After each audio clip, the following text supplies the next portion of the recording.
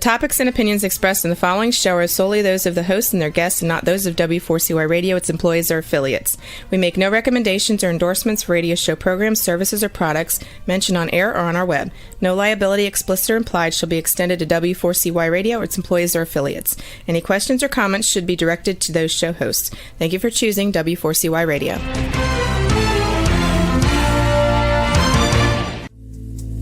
Welcome to Powerful Business Strategies, where you will find out that everything you have ever learned about growing your business is wrong. Finally, a show where you'll learn the right way to grow your business by learning business and financial strategies that your competition isn't doing.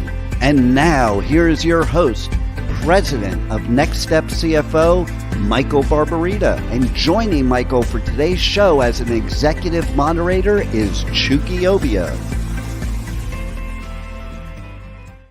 Yes, this is Chucky, and I believe that gratitude is undefeated and growth is about the next step. So it is an honor for me to moderate today's discussion with my good friend, Michael. Michael, how are you? Great, Chucky. How you doing? I am doing well, hopefully you had a nice 4th of July week and weekend. Well, sometimes I can't tell all my secrets about how much I love my business. So, well, there you go. Yes. So look, a quick disclaimer: Michael and I are both affiliated with a number of different organizations, and I currently serve as the managing director of business development for Vedder Price, a global business-focused law firm.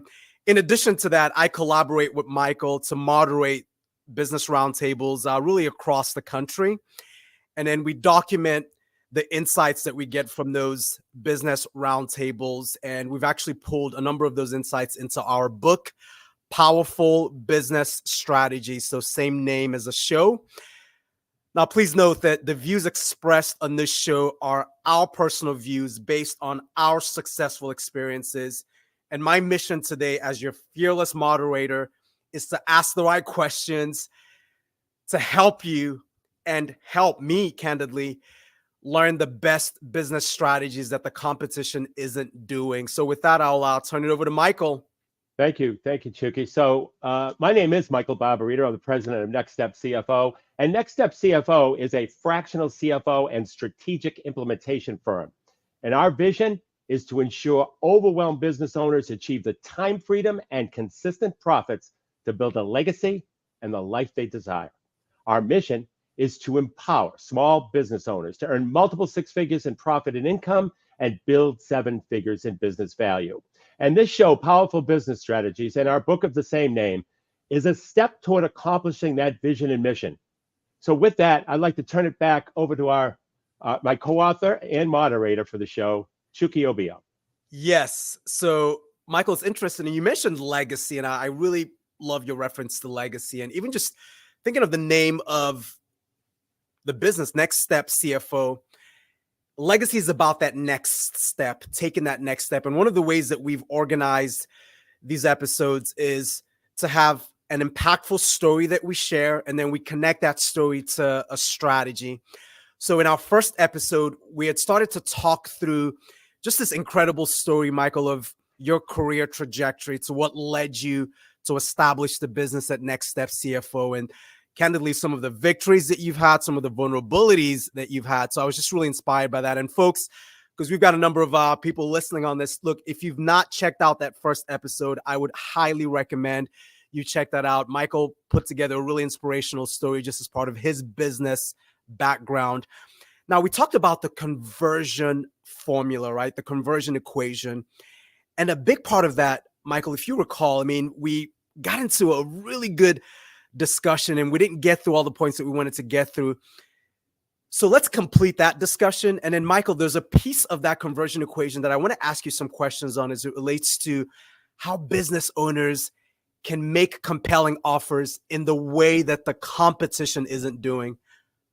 Okay. So let's pick up on that first with the conversion equation. Okay. Thank you, Chucky. So as Chucky said, last week I talked about the conversion formula, and this is a formula that converts prospects to sales. I got to the fourth and final step of the conversion formula called the compelling offer, and we ran out of time. So today, I'll tell you a couple of ways that I used a couple of the components of compelling offers. Then I'll review the conversion formula again, and then I'll go over the 5 components of a compelling offer, and hopefully we have time for all of that.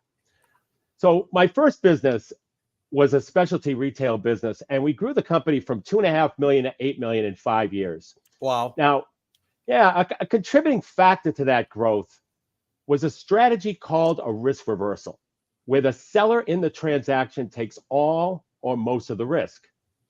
And one of the problems that the customer had in the ski industry is they really never knew if the ski they were being sold by some hotshot ski salesperson was the right ski for them. And a lot of people were intimidated by those hotshot ski salespeople. We actually learned that in surveys, Chucky.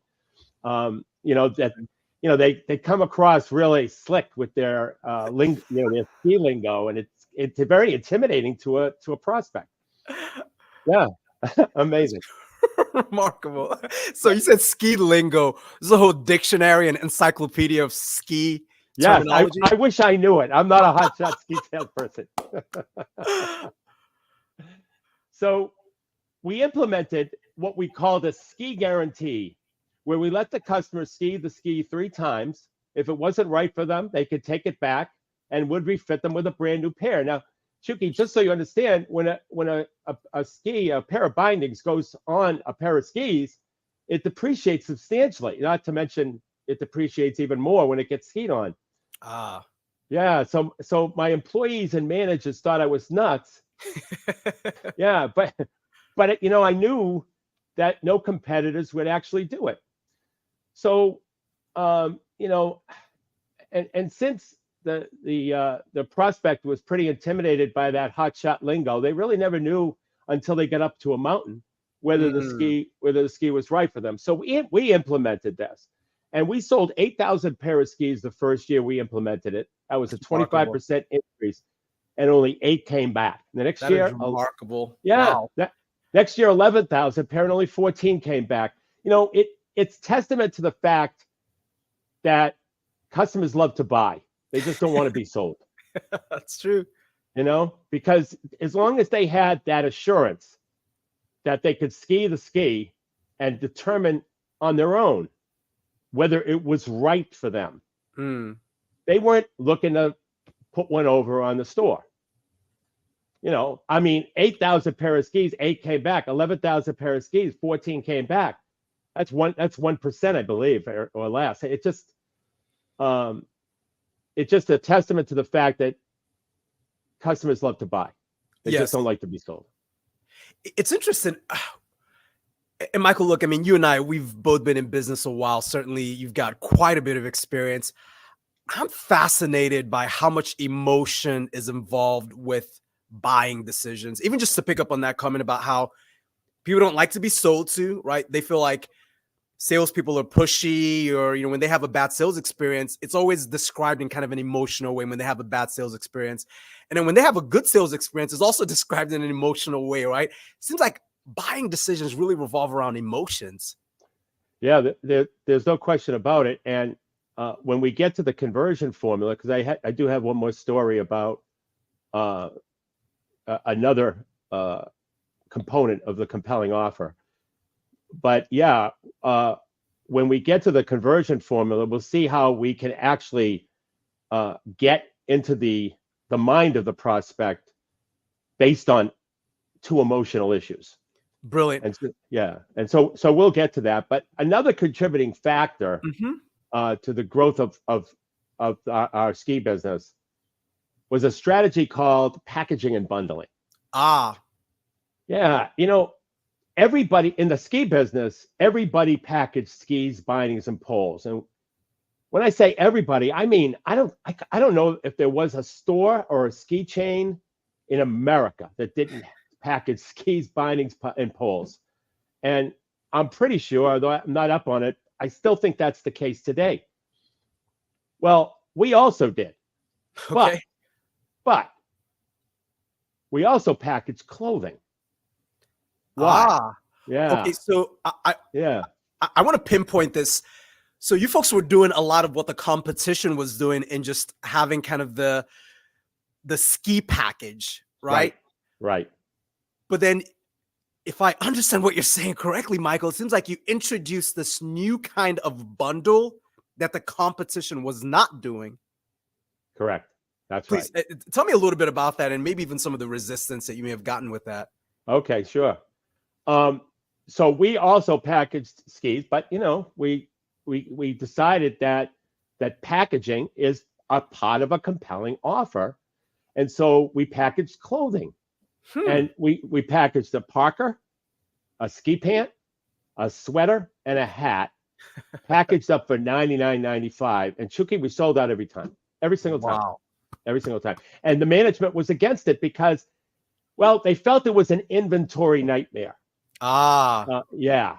Which I will admit, it was an inventory challenge, but not quite a nightmare if you buy it right, and if you merchandise it right. So they were a little gun shy about doing it because of that. But everything was all color coordinated. Not only the clothing pieces were color coordinated, but also they were color coordinated with many of the ski package combinations. Interesting. So it was a way for the person who came to the store that was just interested in clothing, to actually show them a package that matches the clothing package that they just bought. That's interesting, Michael. I want to pick up on that, right? I mean, from my perspective, this connects to that whole emotional buying experience, right? Where you mentioned color coordination. I imagine there's maybe a sense of pride, maybe some kind of an image that these customers wanted to portray with having matching components to their ski outfit. Just give me a sense of that. Yeah. How much of that was sort of emotional? It's like, oh, I've got this kind of blue getup, or I've got this red getup, and it sort of all coordinates. Yeah. Well, it was a problem that they had. They had two problems, Chucky. One was they really didn't know if the ski they were being sold was the right ski for them. Interesting. And their other problem was more of a fashion problem. Exactly. Are they being able to make a fashion statement when they go on the slopes? And it's not that. It was both male and female. It wasn't just single gender on that. It was both male and female that wanted to make sure that they were color coordinated from head to toe. And it's easy to put together a clothing package that's color coordinated, relatively easy. But to make sure then that it matched the ski packages, that was another challenge. But a lot of the ski manufacturers made sure and actually consulted with the clothing companies when they chose their colors for their skis and bindings and boots. Yeah. Wow, that's interesting. So, Michael, look, we've got a lot of business owners tuned in and listening, right? And across different industries, service industries, product industries. Now, folks might hear you describe this idea of a compelling offer and how you got some resistance, Michael, from your management team, particularly as it relates to inventory. And, some of these folks might be thinking, you know what? I mean, yeah, Michael, you were able to pull that off, but I don't know how we pull that off on this end. Even if they buy into the fact that, yes, customers and clients are making buying decisions. For example, people want to make fashion statements with color coordinations.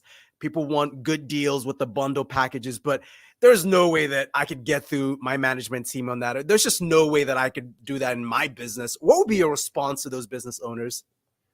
Well, lots of times I did listen to them. To be totally honest with you, there's just certain things that a business owner feels will work or needs to try. Yes. That you have to kind of pound the table on. And those two examples were two examples. Most of the time, because when I got into the ski business, I never skied before. So I was really green to the entire business and had to depend upon the experience of the people that I hired to guide me, and decision making. But there were certain things that I knew that the conservative nature of my staff wouldn't go for, but that I wanted to try. And so if you're selective in pounding the table on certain things, you'll gain their respect, especially if it works. Now, obviously, if it doesn't work, you run the risk of losing their respect. But the reason why it didn't work needs to be explained, and you have to take the blame for it, meaning as the business owner. And that's where you regain the respect of the staff. That's so spot on. And Michael, I'm taking some notes on this because part of what you're driving at is a fundamental characteristic of a good leader, right? Just good leadership is you have to take some risks. You've got to lead, right? And you also have to consult with different stakeholders to then drive that decision-making process. So I really resonate with that. And I want to pick up on that point, particularly as it relates to what we talked about in the first episode. So this idea of a conversion formula where you feel like there's a need in the marketplace, there's a want, a desire in the marketplace that your service or your solution or your product is situated to address. And you might be getting some resistance from management, you might be getting some resistance from employees, but you still have to push forward and make that case to the marketplace. Now, what I remember from the conversion formula were there are 4 steps. There's the captivate, there's the fascinate, there's the educate, and then there's this concept of a compelling offer, right? So did I recount that correctly? Because I know you and I have done some research on this, even as part of our book. Yes, Did absolutely. that recounted correctly? Okay. Absolutely. So, brilliant, Michael. Let's pick up on this point then. And again, I want you to look at this through the lens of how leaders have to lead. How do you take a basic offer and make it compelling?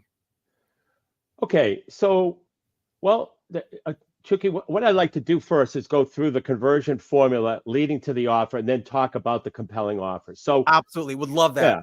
Okay, no problem. And so the key to what our research showed when we were writing our book is that the key to successful marketing is that you must enter the conversation taking place in the head of the prospects. Now, you might say, well, Michael, how in the world am I going to read someone's mind? Well, you're not, but here's what we observed, that you can enter the conversation taking place in the buyer's mind when centered around 2 things. Okay. One is the problem the customer has that they don't want. And second, the solution they want that they can't find. And so we enter the conversation in the buyer's mind using what we call the conversion formula. So now, here's the thing about the conversion formula. It is a 4-part formula that allows you to address the prospect's problem and solution and do so at the right time, just like if you were in the prospect's mind. Okay. Yeah, and it must be followed like any other formula. It must be followed in the exact order. Otherwise, it just doesn't even have a chance. So let me review the conversion formula again, because it is such an important topic in business. I did say it last week, but I do want to review it again, and I might even review it a few more times because it's that critical. So the conversion formula starts with what we call the captivate. Now, the captivate is the headline, which happens to be the problem that the customer has that they don't want. And it's designed to stop the prospect in their tracks, to interrupt them, if you will. And this headline or problem is the first thing that you say out of your mouth or what a person sees or hears from your business. And it must really identify the problem that they have, as you only have 3 seconds to keep their attention.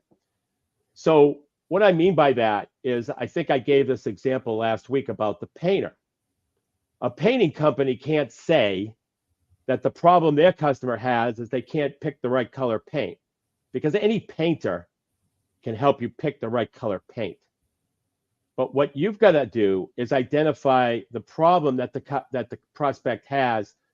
Maybe not, probably one perspective is the problem they have with the industry as a whole.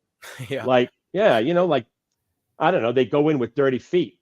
You know what I mean? And they make a mess of the house. Yeah, there's no cleanup afterwards. Yeah. No, or no cleanup, or they go in like a slob. So it's really identifying the problem that's important, and that's a process in itself. It's not one of these things where you just sit down and think about all the problems that a customer has, because in all likelihood, those are the problems that your competitors can solve. You got to identify a problem that your competitors, maybe they can solve it, but they haven't thought about bringing it to the front. Interesting. Well, look, I mean, Michael, you're striking a pretty hot iron here, because we're getting some nice comments and questions. So this question just related to what you last said. How much time do you think a business owner's got to really invest in identifying that problem that is a little bit deeper than what their competition's already identified and is solving? Well, Chucky, it's a 13-week process. Interesting. Yeah, it is that, and it takes that long.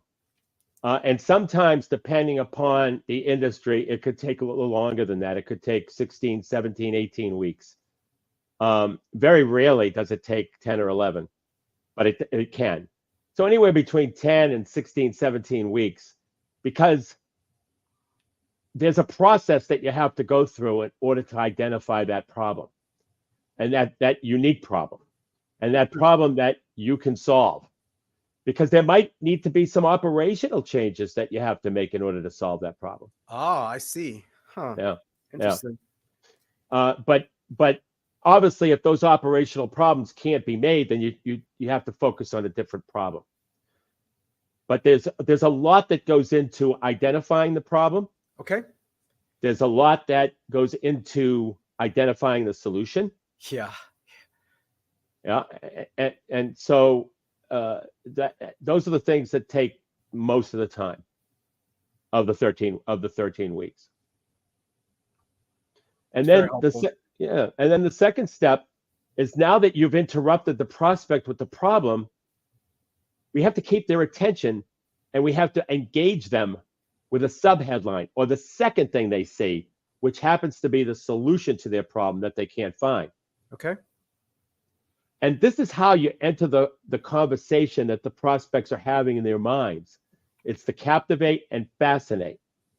And so I'm going to just repeat it quickly one more time by way of review. The captivate is the headline or the problem that your customers or clients have that they don't want.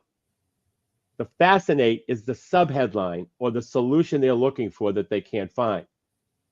And these first two parts of the conversion formula are the keys to successful marketing. And if these first two parts are not right or are not doing their job, you never get to part 3, you never get to part 4. And we have a special name for these first two parts, and it's called a position of market dominance. And so you need to get the position of market dominance right. And the next part of the conversion formula is the educate. Okay. And so now that the third component. Oh, I'm sorry, Chucky, go ahead. Michael, really good timing, by the way. Your timing is impeccable, because we've got at least 2 questions. I'm sort of scrolling through here. Oh, okay. There at least 2 questions just related to that. So just this idea of the position of market dominance. I'll paraphrase one of the questions. So is this concept of, so when you've established that sort of captivate and fascinate, and as you call it, the position of market dominance, is it worthwhile to think about it as you now have the license to educate the prospect? So is it almost like a ticket to admission to now educate the prospect? It is, because now you've got their curiosity. You've presented the solution in a short version. Now, with the educate, now that we've captivated and fascinated them, we got their attention, which is ordinarily very difficult to do. Yeah. But because the captivate and fascinate were so effective, we have the time to give the prospect more information on how we go about solving the problem. And, normally that's about a minute to a minute and a half in duration. I have seen some educates work successfully for a whole 5 or 10 minutes. Okay. So that all varies, but the shorter the better usually. And then the second question was, again, within the concept of how we've got to figure out what the competition isn't doing if we want to grow and expand and capture market share. So one of the questions related to that was, it seems like my competition, they educate first. So what you're saying, Michael, to do is to delay the educate till after captivate and then fascinate. Yeah. Because part of what they're saying is a lot of what they see their competition doing is their competition is in the marketplace educating first. Right. Thoughts on that? Yes. Well, that's what everybody's doing, Shuki. Everybody's educating. Everybody's line listing services. Everybody's talking about largest selection. Everybody's talking about lowest prices, best service. That's, as I think I might have mentioned last week, that's what I call I hope so marketing. Because, yeah, if you talk about lowest prices or best service, most convenient, we specialize, we're insured, we're honest. The customer's saying to themselves, I hope so. I wouldn't do business with a company that isn't experienced, that doesn't provide good service. I wouldn't do business with a company that wasn't honest and sincere. Yeah. I wouldn't do business with a company that wasn't experienced. I hope so. I hope so. That's so and true. Yeah, it just leads into the fact that everybody starts with the educate, like you said, because they want to make sure that they get out every service that they have, every single one, and make sure that it's in a, they put it sometimes in a 60-second elevator pitch. Yeah.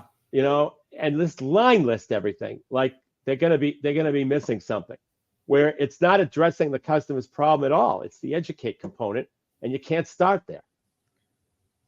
Michael, that's powerful. It's very helpful. And then, I'm getting it's nice. Like, we're getting a number of thank yous on that. So a number of TYs and thank yous. So yeah, I'll continue on. Okay. And so we get to the close. And this is a very important part of the conversion formula. I don't want to minimize it, but it is the last step, because you can't get to the close if you don't have the attention of the prospect.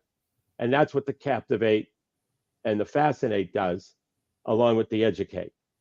And so we always have to end the conversion formula with an offer that has to be so compelling and so irresistible that the prospect would be foolish not to take it. And so we have broken down a compelling offer into 5 components. Now, some of those I gave stories on, but the first component that I'd like to talk about is scarcity and urgency. Okay.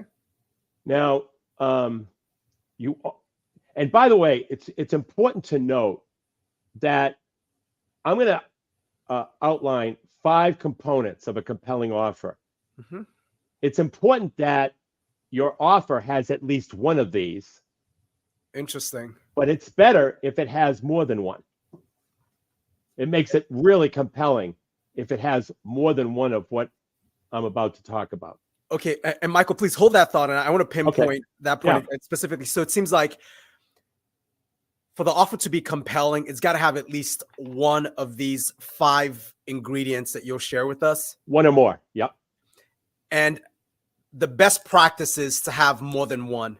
I gotcha. Yes. Great. Right. Oh, okay. Very, very helpful. All right. Right. I just wanted to pin that down. Thank you for clarifying that. Yes. So scarcity and urgency, this offer ends tomorrow or a certain date. Mm-hmm. You have to try to get in order to get the prospect to react, Mm-hmm. you have to have a deadline of some sort. And then we couple that with scarcity, where there's only 3 left, or there's only 10 left. Many times when I was in the ski business, we used to run 4-day sales. That's it. And day one was always the most successful day, but day 4 was the second most successful day. So day 1 was always the most successful day because everybody knew it was just a 4-day sale and they wanted to get the best inventory. Okay, so that's the scarcity and urgency, right? There's only so much good inventory. At least that's the problem that's the issue we portrayed. There's only so much good inventory. So you want to get there first. And by the way, out of all 4 days, the biggest line at the opening was the first day, where the second biggest line at the opening was the last day. So it's that scarcity and urgency that really, and I know some people might be saying, well, you keep relating it to retail. This works incredibly well for any business. This is not anything that we talk about is not industry specific.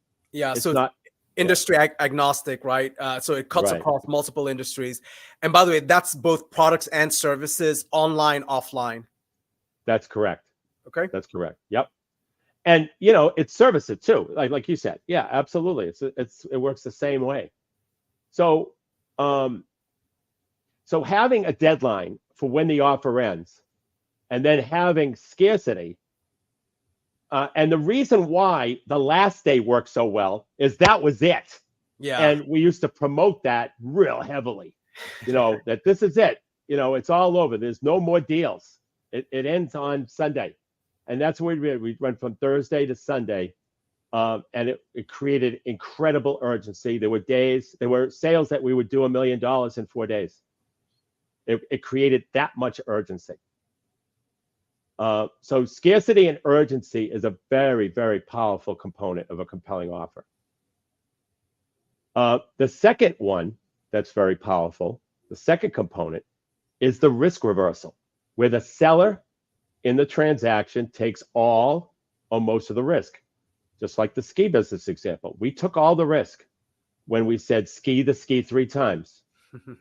Okay, bring it back for a brand new pair if you don't like it. And keep bringing it back until we get it right. We added that as well. Wow. So, yeah, and no one ever brought it back a second time. Out of the very few that came back the first time, nobody ever brought it back the second time.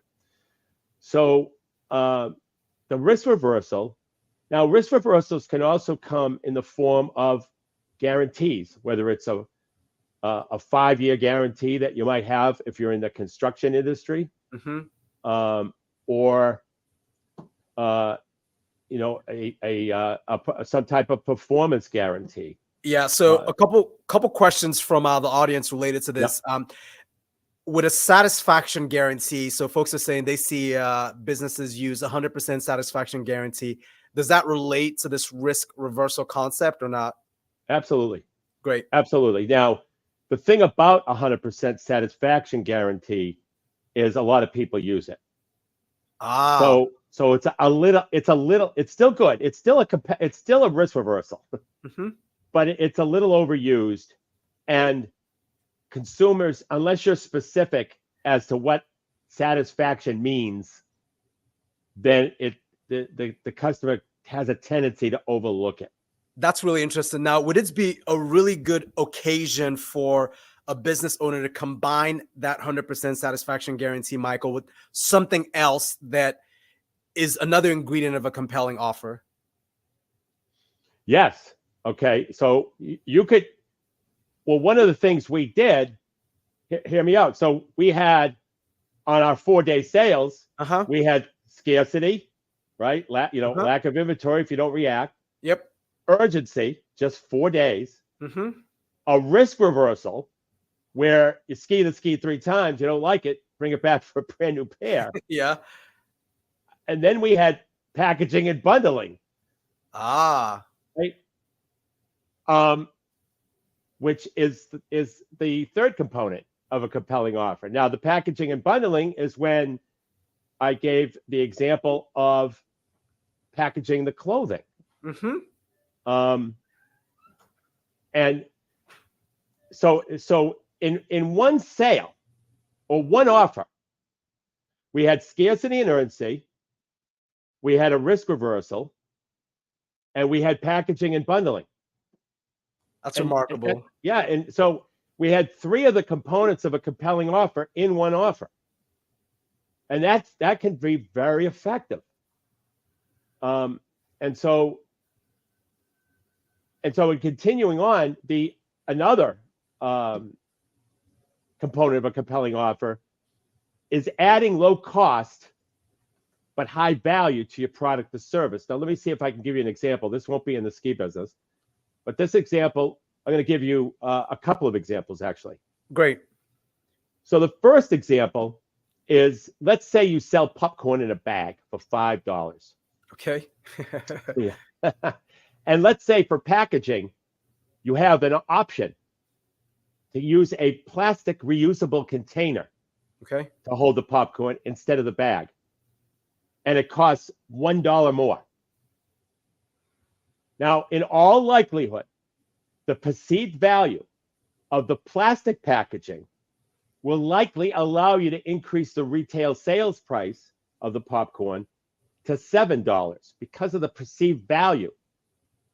There's much more value perceived in a plastic container that's reusable than a bag that's thrown away, right? So you can actually increase your selling price by $2 with just $1 of additional cost. That's remarkable. And you don't change the amount of the popcorn that's packaged, correct? Right. No, that would stay the same. So That's all really the costs associated with the production of the popcorn would stay the same. It just costs $1 more to put it into and to obtain a plastic package. Yeah, I'm really intrigued by your use of the phrase perceived value. In fact, we're getting some comments on that because look, a lot of growth could be packaged right in that sort of concept of the perceived value of a thing, of a service, of a product. So that's a really interesting concept. And you're right. You know, I could see how a plastic bag probably doesn't command as much perceived value as like a plastic container that's recyclable. Right. Yeah, that's really interesting. And so another example is a toothpaste company. Okay.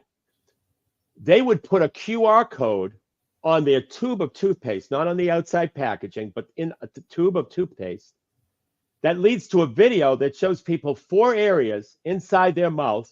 I'm making this up, by the way, but you'll get the concept here.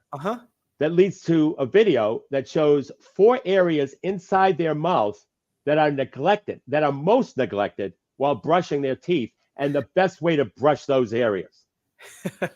All right. So that's a great, because information is also a great way to add value. And what's the cost of that? Not that much. Not that much. It's funny because even just a second example, Michael, that's also a nice marketing feedback loop, right? Absolutely. Because you're bringing them on some kind of a landing page or some piece of content that you control, and you get to continue the conversation with the customer based on that. That's really interesting. Yeah. Right. That's right, Chicky. Great point. You get to upsell, downsell, and cross-sell right from that point after they see the video. Exactly. I mean, it's called, it's suggestive selling at that point. Interesting. Take a note on that. And so, I'll just review packaging and bundling again real quickly because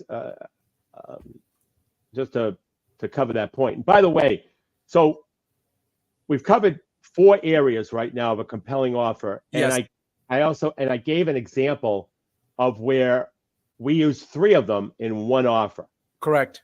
The real bonanza is to be able to use all 5, but we'll get to that in a minute. But the 5th one is indifference to the outcome. Yeah. See, generally speaking, the prospect can tell when you're pressing to make a sale.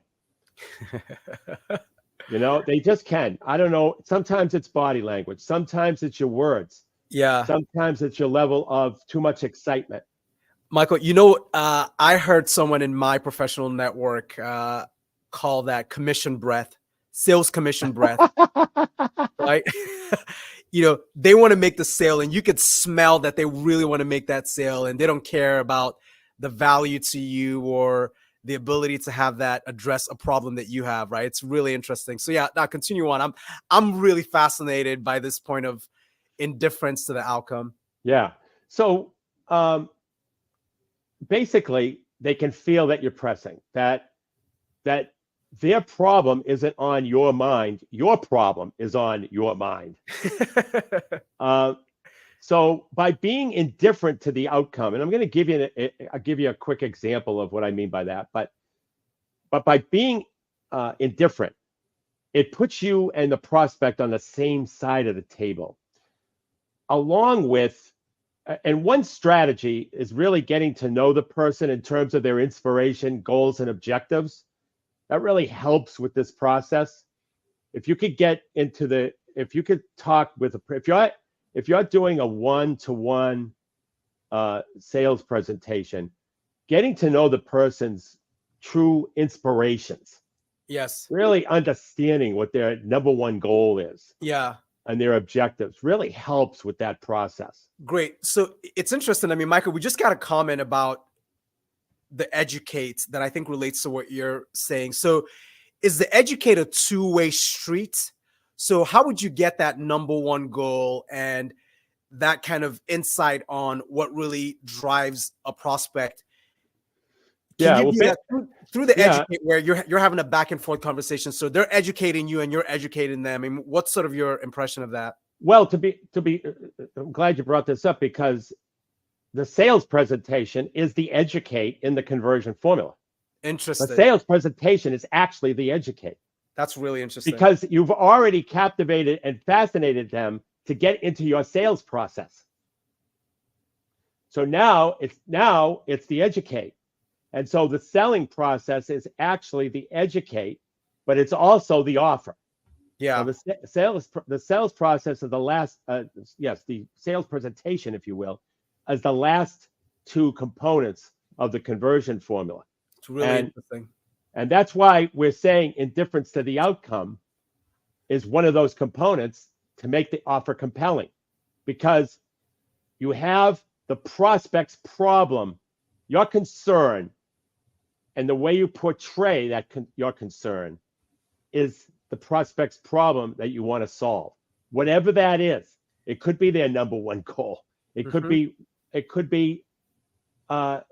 they have a problem brushing their teeth, in the example that I gave. That they have too many cavities when they go to the dentist because they're not hitting certain areas. So it's when you could get more concerned about their problem. And one strategy, and I'm just going to throw out a phrase here, one particular strategy that's used is whether you work with me or someone else, you need to take these steps to accomplish your goals.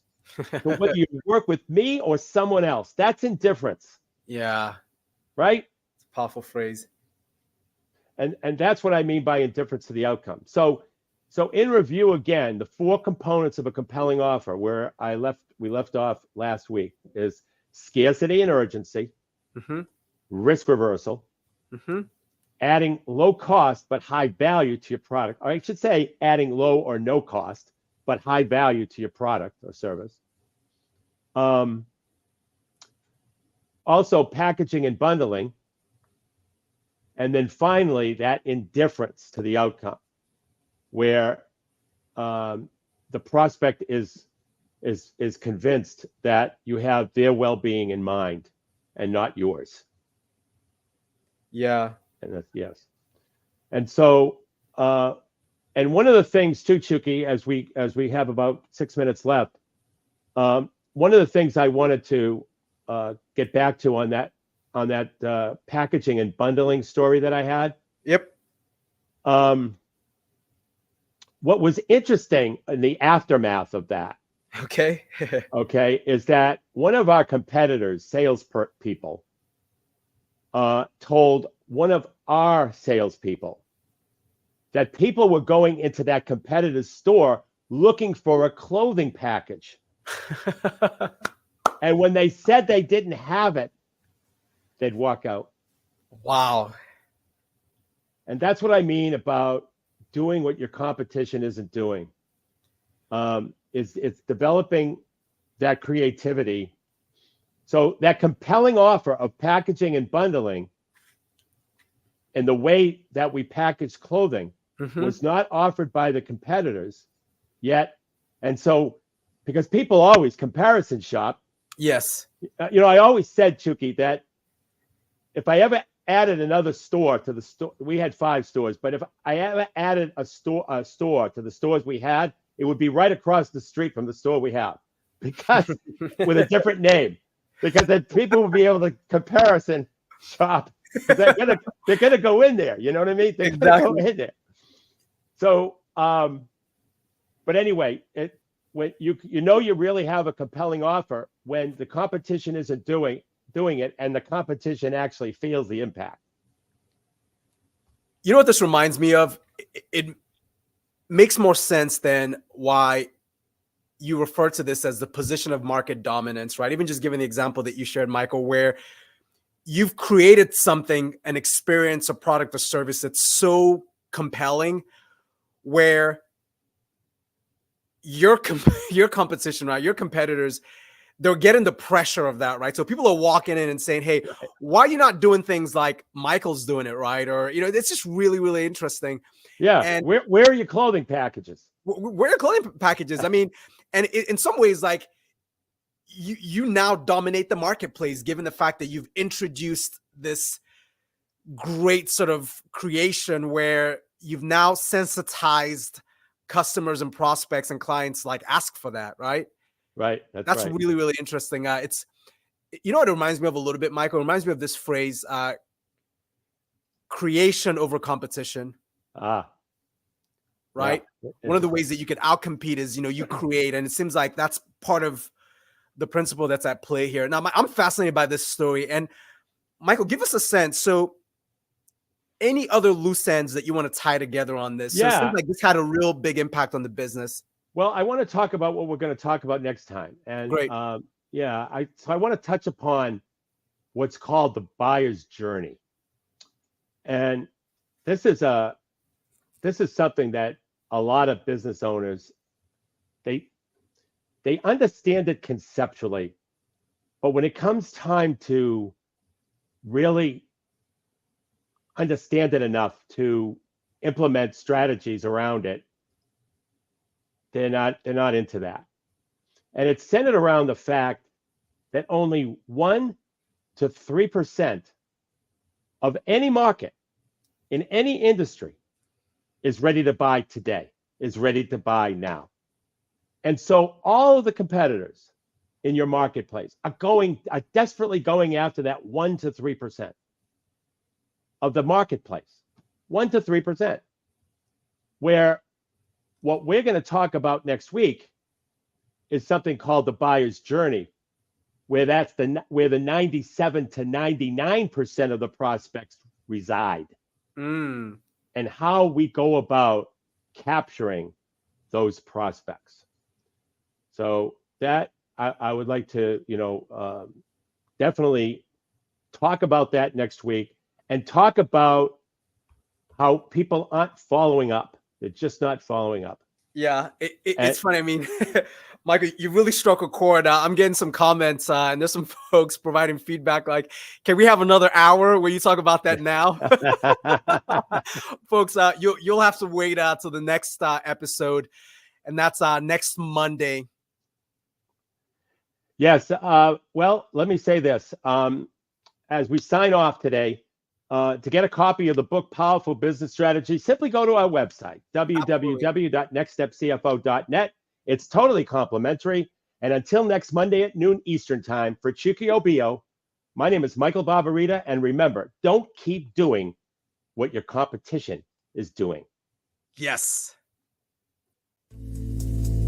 You have been listening to Powerful Business Strategies, finding out that everything you ever learned about growing your business is wrong. Tune in next week and every week at noon Eastern Time on W4CY Radio with your host, Michael Barbarita of Next Step CFO and moderator Chucky Obio.